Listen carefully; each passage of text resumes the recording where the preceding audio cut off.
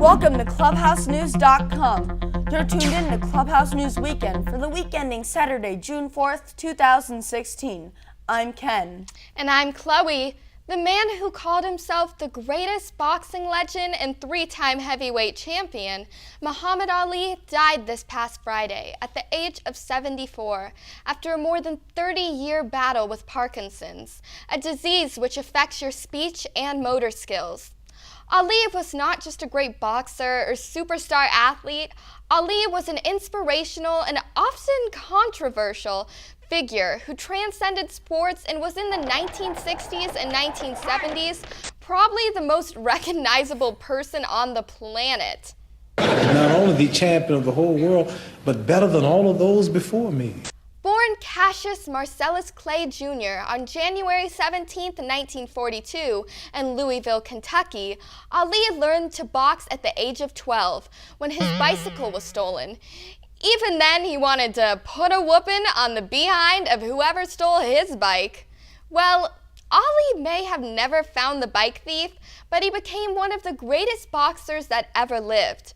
With his blinding speed and the grace of a dancer, Ali dazzled his opponents and pretty much everyone else with his sharp, fast punches and even sharper and faster mouth. The man pretty much invented trash talking. I'll be pecking and a poking, pouring water on his smoking.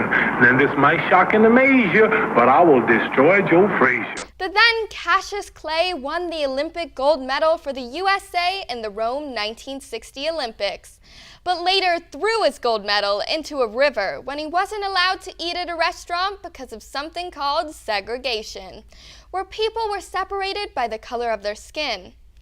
Ali went on to become a great leader for the civil rights in the 1960s and changed his name from Cassius Clay to Muhammad Ali after upsetting the feared Sonny Liston for the heavyweight championship of the world in 1964 at the age of only 22. Float like a butterfly, sting like a bee. The hands can't hit what the eyes can't see. And though Ali would stay undefeated in the ring as the heavyweight champ, in 1967 he took on his toughest opponent yet, the United States government. See, Ali was drafted into the army to fight in Vietnam, but he refused to go on the grounds of his religion. Ali, whatever the punishment, whatever the persecution may be, I will face it before denouncing the Nation of Islam. I'm ready to die. Ali was stripped of his title and couldn't fight for 3.5 years before coming back in 1970 and resuming his career.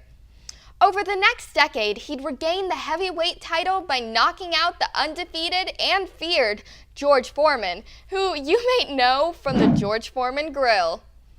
In his life, Ali was not only arguably the greatest fighter that ever lived, but was a courageous and inspirational leader of the civil rights movement who stood up for what he believed.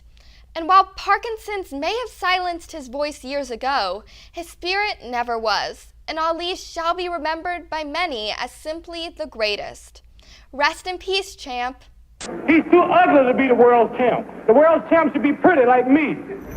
This Monday, June 6, marks the 72nd anniversary of the invasion of Normandy, France, known as D-Day.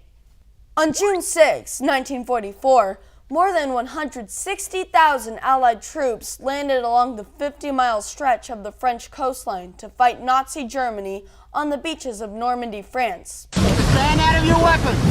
Keep those actions clear. I'll see you on the beach. General Dwight D. Eisenhower called the operation a crusade, in which we will accept nothing less than full victory. More than 5,000 ships and 13,000 aircraft supported the D-Day invasion, and by day's end, the Allies gained a foothold in continental Europe.